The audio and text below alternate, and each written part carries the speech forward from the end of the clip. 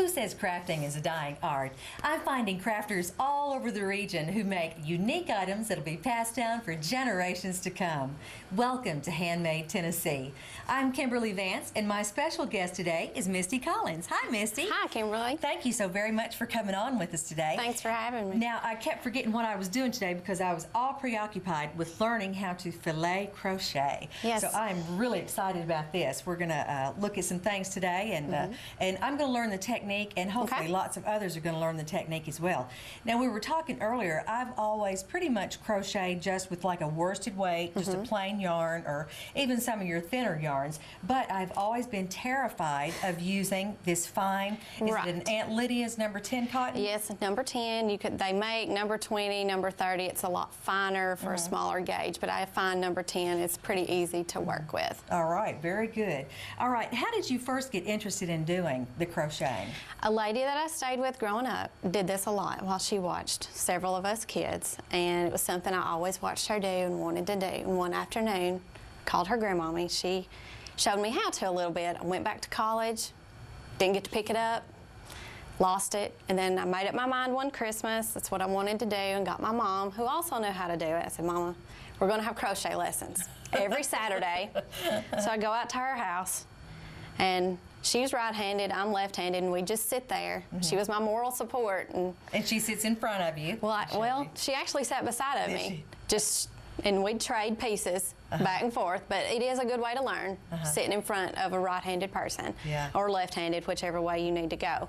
But that's how we did it, and I was determined to do it and just flew with it. How many Saturdays did it take you before you had a piece ready? Not many. I started with bookmarks as something small. I didn't want to start something big and get intimidated and quit. So, well, that's what happened to me. I started with a bookmark, I got intimidated, and I quit. Right. And then I made threats that if anybody asked me for a bookmark, they were going to get it. Right. Well, neat. Well, all right, you brought all kinds of great stuff here. Now, where do you find your patterns or get your ideas for the filet crochet? A lot of my books I got off the internet. I think most of these came from Heirloom Creations. You could type that into Google and find it, but you can order lots of different books of patterns and just whatever suits you, you know. That's pretty neat. I know probably you can also get several free patterns online, I would say, too. Lots of free websites. And then pass them out. I know that's where I get a lot of my my patterns for stuff. All right. Well, you've got all kinds of great stuff here. Now, you said that you like to go with the number 10. Yes. And so you find that that's a pretty good gauge to start with. And it's a little heavier to work with. You know, it's not so fine. You don't have to worry about it getting torn as much. Oh, that's good. And it's washable? Very good. Totally. I've never put one in the washing machine, but to hand wash it, no problem. Everything looks like it'll work out pretty good there. You've also brought some pieces. We'll look at those in just a few minutes. All right, now, what would we need if we're going to start a filet project? What do we need? You first need some graph paper. Or just something with good blocks on it that you can fill in your blocks with your letters. Your patterns will come with different styles of letters, different sizes, different shapes. You pick the ones you want, and you just pencil them in the way that they're shown on the grid, and that's how you make your pattern. All right. Now, I noticed that these grids are larger than these grids. Yes. Does that make a difference? It does not make a difference. This is merely just to make it more user-friendly. If you like small blocks, go with small blocks. I like the bigger ones because it's just a little easier to see. Now, will this determine the size of our finished item? No. Okay. The size of block that you use does not have any bearing on the project itself. Right. So I think I'm going to be like you. I'm going to like the bigger blocks that you can see better. And well, where can we get paper like this? You can probably find it at office supply stores. If you know anybody that works in engineering where they're graphing things, you can probably get some paper from them. My husband's printed some off the computer. I find that's really the best. Because it's just at my disposal. All right, that's pretty good then. So we could probably print something, just a grid off of a website as well. Sure. For free. I like that. Yeah, free's always better. Yes, that's always better. That's the best price, is free. Yes. All right, so first of all, then we have to get our grafting paper. All right, then what do we need? A pencil? A pencil. You can use a pen. There again, I like pencils because if you mess up, you've always got an eraser. Right. I have made mistakes in making my patterns and realized, hey, I need more blocks or I need to take something out, and it's a lot easier to do that if you've got a pencil. Got a pencil. All right, do you want to look at this one? Sure. You want to show us? Okay. For instance, these letters are They're around 12 blocks high. Okay. So I've got 12 blocks here marked off, 4 empty rows above and below. Okay. I did 1 row of filled across the top and 1 row of filled mesh across the bottom. We'll get to open mesh and closed mesh as we go You'll along. tell us what that is. All right. And I did 1 empty row between each letters. I found if you do more than that, it just spreads them apart. Of course, that's all just personal preference. I like 1 empty row better than 2. But if you wanted to spread them out, there's no rule that says you can't. Okay. But So. do you feel like if you did spread them out, it would look more just like letters instead of a word? Right. Okay. I like them closer. All right. And then I like to do 2 empty rows on either end of my pattern before I start to taper the ends, just to give it a little extra room. Okay. So by drawing this out, I assume you would start with your top row? You Is that the can. case, or do you start sideways? You can do either way. Which do you find to be easier? I like to work from the short end and go across this way. Okay. Just because if I'm working short rows, I can mark my rows off faster and I feel like I'm making Accomplishing progress. something, yeah. But there again, it's personal preference. If you want them to go, start at the top and work down, no problem. All right. Well, I think that I'm going to follow yours too, because I am going to make us something. Next time you see the set, you'll see, hey, she That'll did be make great. something. Okay. All right. So, like you said, it doesn't matter how big our grids are, and now I can see why, as long as you count the stitches and do that. Okay. Right. All right. Go ahead. Okay. And of course, let's see, I've got 23 rows here total. Okay. Whenever you start your graph, and you know how many rows you have to make a starting chain, just like you would in any crochet project. All right. You take the number of rows, multiply it by 3, and get a number. All right. Take the number of rows and multiply it by 3. Now, why is that? It's the formula I was given. Just the formula, okay. Yeah, I all went right. with it. It's one We'll of those go with things it. I don't monkey with. And it works. Most of the time. Rarely does it not. But if you've done it a time or two, you just make it work for you. All right. You don't worry about it. Okay.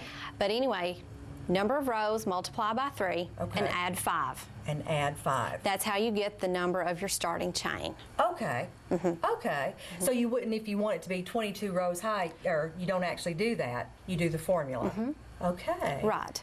Well, And isn't then, that interesting? Yeah. All right. See, now that's probably why I never got a good start, because I didn't know how to start. Right. All right. Yeah. So once you do that, you make your starting chain. When you get to the end of that, double crochet in the 6th chain from your hook. Okay. Double crochet in the next 2 chains. Okay. And then you're ready to start, because by doing that, you've made your first closed mesh. Okay. That Do you looks have like a filled block. Do you have a sample of that Sure. to show us? Well, we'll start with this one. All right. And what size hook are you using? I like a number 9 or 10 the best, but I use 7 too. The smaller the hook makes a finer piece. And of course, that means a bigger number on your hook. The smaller the number is, the bigger your hook is, and it makes... The larger your stitch is. Right. Okay. And so you've used a number 7 on That's this a one. number 7. That's beautiful. That is absolutely gorgeous. All right. So and what number this are is you a number using? 10 in my number 10. hand. All right. So I've gotten to the end of my chain. Okay. So we're just going to By yarn using over. the formula. Okay. And then let's say we'll count back 6. And do you use the starting, do you use the loop on the, do you count that as a chain? No, Okay. no. The 6th one from the hook. All right. You double crochet in the back of that. Okay. And if we don't know how to do a double crochet stitch, that's very easily found Yes, in it's your instruction books Definitely. and online. Definitely. And All right, so you're making the double. that was a double crochet. We'll do 2 more. All right. Doing 3 double crochets. 3 double crochets. And what did you say this makes? A closed mesh. Closed mesh. And these are what will make your letters stand out. So is that the spaces basically in between, sort of? Well, actually, your open blocks are your open mesh, and then the ones where I have my pencil, those are your closed. Okay. All right. So this actually forms Yes. something. Okay. See, that's very interesting. You've assured me that this is super simple. is, it is. I couldn't have started. I didn't know any of that stuff. So there's a closed mesh, Oh, that's nice. Oh, that's beautiful. so that when you turned up and made that first double crochet in the 6 chain, the stitches that you brought up counted as your first double crochet. Okay. And then to make an open, you would chain 2. You would skip 2 chains on your beginning chain. Okay. And then double crochet in, which would be, I guess, about the 3rd one down. Okay. Is that what you normally do to make that size Yes. of open space? Right. All right. Chain 2 in between. And then that's how this actually comes Yes. out. Yes, that's a whole That's very nice. row of open mesh and then a closed on each end. Okay. So we'll do another one. All right. Now, did you say that you prefer working with the number 10 Yes. needle because it gives you the size that you like? I just kind of prefer it. I don't really preference. I mean, as far as your finished product, I can't tell a whole lot of difference between a 7, a 9, or a 10. I just like the feel of the small hook. Okay. But whatever you like, it's no right or wrong with this. But it would determine how large your piece came out, wouldn't it? Make it a little bit bigger. Yeah. Will it come out this size if we follow this? Not necessarily? Not necessarily. Depends I would on think what it's size hook we use. right. Okay. And looking at your graph, it's probably going to be close to this size, but of course, these open mesh by no means Are match. the same as those. Right. So I would think like this particular pattern is going to be a little bit smaller. Okay. In fact, you can take this row. We'll hold it up All right.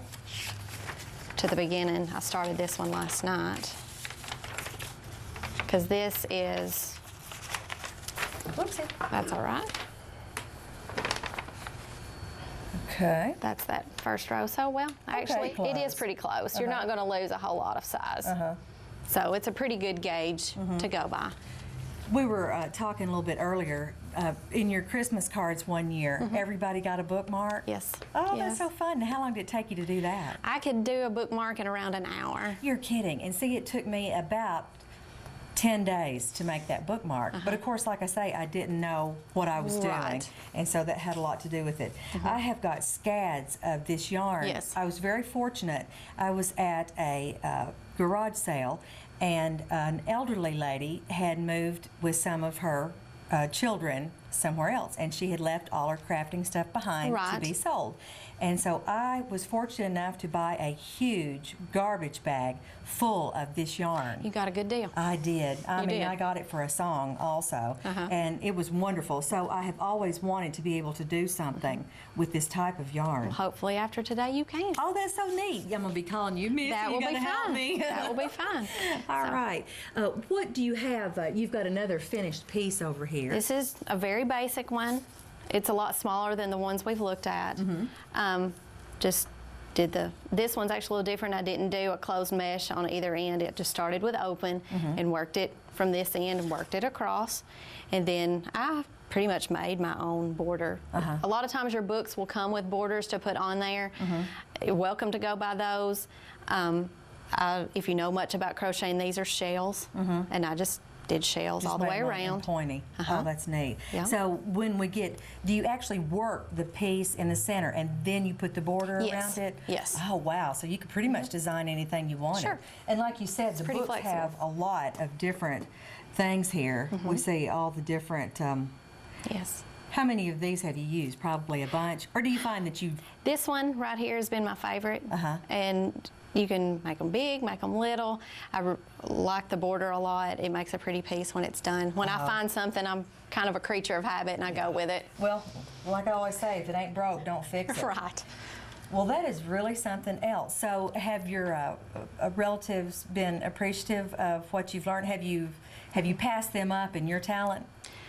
Well, some. My mom says I can do pretty good. My husband's aunt gave me a crocheted tablecloth, and she said, I know you're a whiz-bang gal at the crochet, and so it had some torn pieces in it, and I got to repair it. Oh, so that's pretty neat. So I felt like that was a huge compliment. Yeah. Oh, that is nice. And it always makes you feel good, too, when somebody appreciates your craft. Definitely. That does. Now, what do you have right here? This is one that I've started Okay. to give you a little more idea of what they look like as they go along. And again, you've just drawn out your pattern. Okay. And I mark my rows off as I go along. Oh, that's a good idea. Because if I don't, I'm liable to go back and make a row again and then have to pull it out. That's another good thing with crochet. If you mess up, just pull it out. That was the interest because my mother is a seamstress, or used to be. She claims she can't do it anymore, but she was a seamstress. She was very good at it. And it always absolutely terrified me because you had to cut the fabric. Right. And if you cut it, there's you no can't. going back. Right. And so it would get tossed in the garbage can. And so I was very intimidated by sewing. Yeah. But now crochet, I thought, this is going to be right up my alley. You can pull it out and go right back with it. Oh, I love that. And then roll it back up. Yes. Absolutely no waste. I love that. All right, so you mark off and then you just draw another. Or do you find that you use the same pattern I like to start with a fresh one because of, I've used a green ink pen here. It's going to be hard for me to go back and see where I've been and where I haven't. Right. I know that a lot of times I will put like a little pencil dot and then you could if I'm going to use the pattern again. But I like your idea of marking them out and starting fresh. Right. All right, good. Okay, so you've got that started. Another thing I do, every other row I'll mark with an X. That way I know, okay, whenever I get to a green X, I start on the left-hand side. That's just something I picked up as I was doing it because I'm constantly turning my piece back. Okay, so you know to make the correct flip. Right. I see what you're saying. So you would turn it. Right. Do you work front and back? Yes. Or do you, okay, so this is a front and a back. Yeah. All right. Yeah, you could say that. Okay. Let's see. This next row actually doesn't have a green X, so I would start on this end. Okay. And we'll make a filled mesh. All right. Did you say filled mesh? Yes. Which is part of your letter? Right. Or design? Right. Okay. The filled mesh makes you a solid row at the bottom. You can also call them closed mesh. Okay. And then right here, these would be where you would double crochet and you would leave the open block. All right. See, I've actually found a mistake in mine where I've carried it around. I've pulled one of them out from the row before, so easily fixed. That's another great thing about crochet. You can kind of sort of tell where you were at. Where you've been, where you need to go. Yeah. And so then you would do the 4. You've got your 1 filled mesh there, and then you would have 5 open mesh. Yes. 1 filled mesh, 2 open. Okay. All right. I'm catching on to this now. See? You're going to be a pro. Well, I wouldn't go so far as to say that, but we'll see. Okay. I have to keep you updated on our HandMade Tennessee I would Facebook love to. page. Would love Let you to know see how that. I'm doing. Oh, that's great. Do you have stuff hanging all over your home? I actually don't. I have one piece that actually another lady made for me, and I have the pattern for it. I would like to try myself, but haven't done that yet. But I really enjoy doing it. Most of my stuff I've given away. Yeah, that's the great thing about crafting. There's always somebody who would love to have that piece in their home. They make great Christmas presents, wedding presents. If you know somebody getting married, make a last name or maybe the first letter of their last name, make an initial. And I wonder if you could do like some kitchen towel things too, maybe. Perhaps. The options are endless. Oh, I love that. And I've chained 2, and we're going to go in top Okay. of a double crochet from the bottom row. All right. After you've done several rows, you can kind of see your pattern, and you know where you need to go. It becomes kind of mindless. I like that. I can sit and watch TV, glance up every now and then. Last night I finished up the project I was working on so I would make sure and have a clean slate. Now, do you find that you have to finish a piece when you start it? Definitely. I do too. I don't like to put one down if I'm not done with it. Yeah. It's like reading a bad book. Even if you start a bad book, I still have to finish it. Yes, I've been caught in that before. Yes. It's like, that's the worst book I ever read, but I had to finish it. Had to finish it. Yeah. The only time I put one down is if I've got to have some other project and I'm on a time constraint and got to get it out. Okay, now right, then. I'm excited to see we this. did 5 Okay. open mesh. We'll make a closed. All right. And so that comes out with your... So see, we double crocheted in the last of that open mesh before. Okay. We'll do 2 double crochets. And why is that? That's what makes it closed. Okay, that's your To fill it up. Okay. To make part of your letter. Now, how do we know that it's 2 double crochets to make the fill? Is that just the formula that Yes. you use? Okay, it requires 2 double crochets to fill the block. All right. And then we've done those 2. Okay.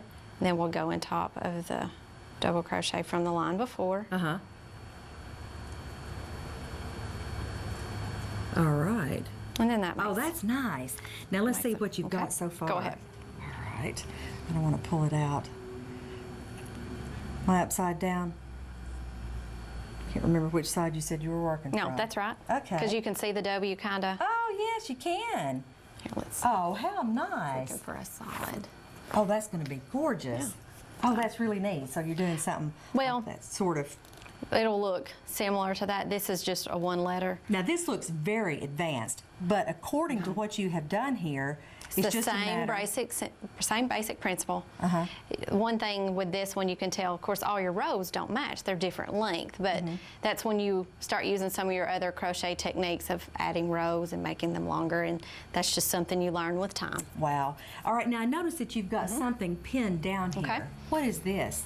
This is a finished doily. I'll unpin it so we can show it. And why did you have it pinned down? This is what I do whenever I finish one. Of course, this one, you can tell, is kind of stiff. I've starched it Okay. just to let her see. All right. This actually started out to be a coaster, but I decided it was too pretty to be a coaster. So you can hand wash them, mild soap and water. When it's damp, you can pour out some of your liquid starch in a bowl. It doesn't take a whole lot. Make sure it's saturated good. Okay. This is just a piece of foam board.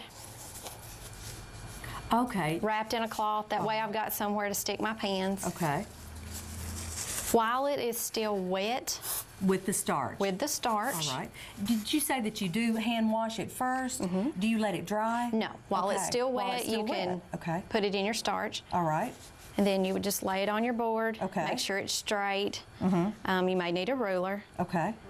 Put Now your pans. You also have the spray starch there, so you could use either one. Right. You can. I like my smaller pieces this size. Well, you can do the liquid starch or the spray starch. If I'm using the spray starch, I don't hand wash it. Okay. Beforehand. All I just right. lay it on my ironing board, spray the starch on both sides, and iron it. Okay. And that it's kind good of to go. sets the, Okay. Which do you prefer? The liquid or the spray? I like the spray better. Do you really? Okay. If it's going to be a piece where you just going to lay it out, like on your coffee table or something, you probably do want to use the heavier starch in the liquid starch. But if it's something like a bookmark or something that's going in a frame, something's it's going to be protected, I would probably go ahead and use the spray starch. All right. Does the liquid starch make it more starchy? Does it make it stiffer? Yes, definitely. It makes it a lot heavier. Okay, so it depends you on what can you want to feel use it this, for. you can tell. Yeah. It's a lot You heavier. use the liquid on this? Yes, this was liquid. It's crunchy. It is. All right. It feels like it's got a nice gloss on it too. Yeah. A protector. You just pin it down while it's still wet. Okay. And let it dry. It might take a day to let it dry, and then when it's dry, you're good to go. Oh, that is so neat. So that is wonderful. And again, you've made this one with the, that's beautiful. That looks like a nice frame. You could hang it up like that. You could. This is the way I fix them a lot of times when I'm going to give them. Just a piece of foam board you can get at the Dollar Tree and cover it with something pretty, something that's not going to rub off on your thread. And I just used a stapler and stapled it down, and it's ready to go. Nice. Have you ever had anybody cry when you gave them something? No, not yet. Have you not? No. So. My mother-in-law is real good to cry when I make her something. It's like, I'm waiting for the cry effect. Isn't that funny?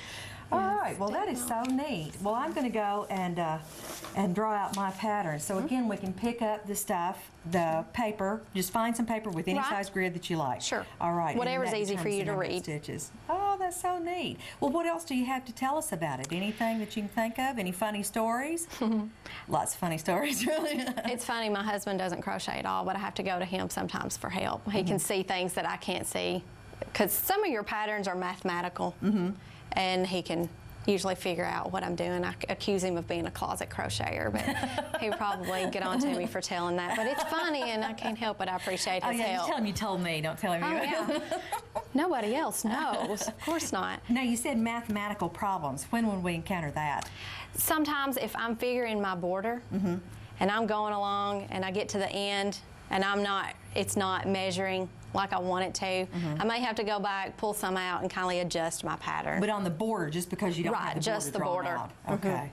All right. Yeah, that's neat. it doesn't happen with the pattern so much. That's pretty basic. You can go with that. All right. And so the different borders that you could choose from, I guess obviously they would make the piece larger or... Right. Now, have you ever changed needles? Have you ever changed hooks and used a different size hook on your border? No, I haven't tried that, but that's probably not a bad How would it idea. look? It might turn out Give to it a be different something. look. Sure. It would give it a different look. Well, that is really neat. And So we like can these find here these. don't even have a border. When you finish the ends, Oh. you're done. Oh, that's nice. Do you always put a border on yours? I like a border. They just make them more finished Makes it appearing. look more like it's done, doesn't it? But I may wake up one morning and decide I want to try one without. Hey, it'd be a crazy day. I wouldn't it? would. All right, so I'm looking forward to finding some of these books too. Say you find yours online, and then again, if we didn't want to spend anything and we already had the stuff, we could probably just print one off as well. Or you can make up your own. A lot of times on your computers, you know, with your font, you can find certain fonts that you like, and you could draw out your own to match That's that. a good idea. That's a very good idea as well. Sure. Oh, this The has been so much opportunities fun. are endless. They are. Well, thank you so much for shedding light You're welcome. on this glad to mysterious do it. filet crochet. I feel much better about it now. Let the mystery be known. Hey, I'm so excited about it. Like I say, be looking in the future for Okay. something. If you see something jaggedy and just hanging there, I'm not going to claim it. So. Well, that's our show for today. Thanks very much to our special guest, Misty Collins. Thank you so much for Thanks for coming. having me. I'm Kimberly Vance, and I hope you've been inspired to create your own handmade Tennessee.